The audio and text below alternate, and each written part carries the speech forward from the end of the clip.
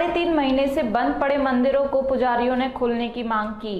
आगरा में मंदिर बंद होने से पुजारियों के सामने रोजी रोटी का संकट खड़ा हो गया है। लगभग 4 महीने होने को आए, लेकिन आगरा प्रशासन द्वारा अभी मंदिर खोलने के आदेश जारी नहीं किए गए। मनकामेश्वर मंदिर में कार्यरत एक महंत ने बताया कि सरकार द्वारा महंत के ऊपर किसी भी प्रकार का निर्णय या राहत देने का कार्य नहीं किया गया। वह किस तरह से अपना पालन पोषण करेंगे। उन्होंने मीडिया से बात करते हुए कहा कि उन्होंने तमाम जगह अपनी पीड़ा रखी है, लेकिन अभी तक सरकार के द्वारा मंदिर के महंत व पुजारियों के लिए कोई राहत नहीं दी गई। सरकार को उनके बारे में भी सोचना चाहिए। जो व्यक्ति मंदिर के द्वारा अपना पालन पोषण करता है, उसके आगे बहुत बड़ा संकट खड़ा हो गया है। वह किस तरह अपना पालन पोषण करे। विनोद कुमार, आगरा, समाचार 24। परेशान हैं।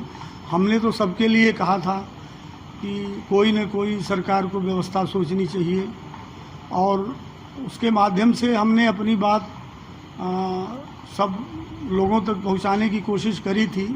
ऐसा कुछ नहीं था कि हम लोग भूखमरी के कंगार पर हैं, हमारे मंदिर के पुजारी भूखे मर रहे हैं। लोगों ने उसका गलत अर्थ निकाला, जो वो गलत है। लेकिन हमने पूरे देश के हर ब्राह्मण के जो घरों में पूजा करने जाते थे, एक समुदाय जो है, आज 4 समुदाय हमारा, उस समुदाय के लिए हम लोगों ने इस प्रश्न को उठाया है। समुदाय के लिए हम इस प्रश्न को लेके गए हैं। चिंतनीय प्रश्न है कि भाई देश में देखिए, एक हिंदू समाज जो है, एक जो सनातन हिंदू परिवार है, हर परिवार में एक दुकान होती है, दुकान में भी देवालय होता है, हर घर में मंदिर होता है। और आज हम लोगों के बहुत सारे परिवार ऐसे हैं, उनके घर में किसी ना किसी ब्राह्मण का आवागमन होता है, पंडित का आवागमन होता है कि पंडित जी आप आकर के पूजा कर दिया करिए, आपको 100 रुपया रोज हम आपको दे देंगे। अब ऐसे समय में उनका लालन पालन के संदर्भ में क्या सोचा है, इसको कुछ लोगों ने गलत तरीके से ले लिया। अरे हमारे को जब बाबा हमारा पूरे शहर को पाल रहा है, ये नगरदेव मनकामेश्वर नाथ जी का स्थिति ये है कि यहाँ रावतपाड़े में किराने वाला है तो उसका लालन पालन भी बाबा मनकामेश्वर नाथ कर रहे हैं। गंज में अगर कोई दाल वाला है तो उसका लालन पालन भी बाबा मनकामेश्वर नाथ जी कर रहे हैं। छत्ता बाजार में अगर कोई तेल वाला है तो वो भी बाबा के दर्शन करके आकर के अपनी दुकान खोलता है। फुव्वारे में बैठा हुआ दवाई बाजार वाला है तो वो भी बाबा के दरबार में आता है। अपना हींग की मंडी में जूते वाला परिवार है, जूते वाला है तो भैया वो भी बाबा के दरबार से लालन पालन हो रहा है। अपना सराफा बाजार में चौबे जी के फाटक में सराफे वाले हैं तो उनका लालन पालन, कपड़ा बाजार रोशन मोहल्ला में समस्त, और यहाँ पर सिर्फ बाबा सिर्फ इनका ही लालन पालन, शहर का ही नहीं, इनसे व्यापार करने जो दूसरे शहरों के लोग भी आते हैं, जो दूसरे प्रदेशों के। देखिए आगरा एक बहुत बड़ा बाजार है।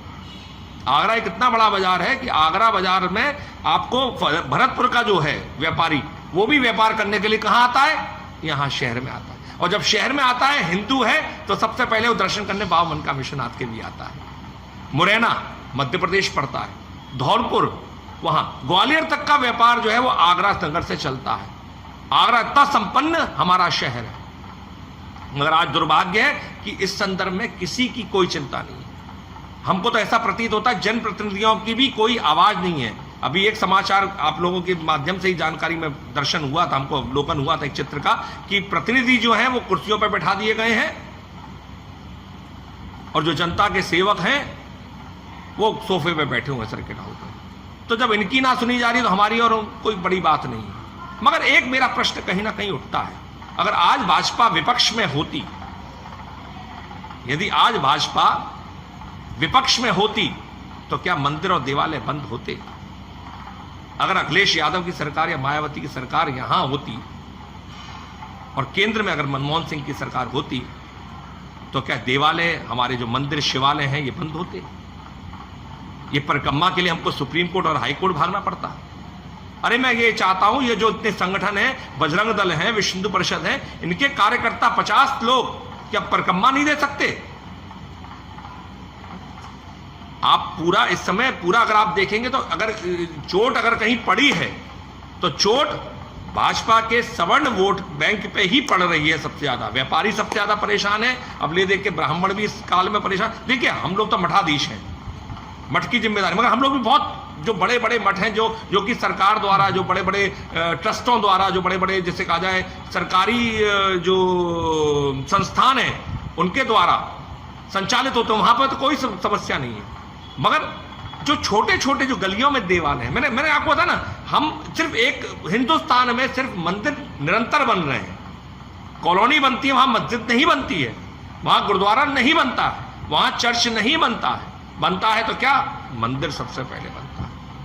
उस मंदिर की व्यवस्था को देखने वाला, अगर आप ये चाहते हैं उसकी पूजा अर्चना व्यक्ति कर रहा है तो उसकी आजीविका का भी कम से कम क्षेत्रीय लोग तो कर ही रहे हैं, मगर साथ साथ सरकार का भी थोड़ा दायित्व बनता है कि उसकी देखरेख करें। यही प्रश्न रख करके पंडित जी ने उस बात को कहा था। उस पर देखिए आप अच्छे हैं तो बुरे, उस पर बहुत सारे अब पंडित जी हमारे व्यथित हैं कि लोग उस बात का गलत अर्थ समझ गए।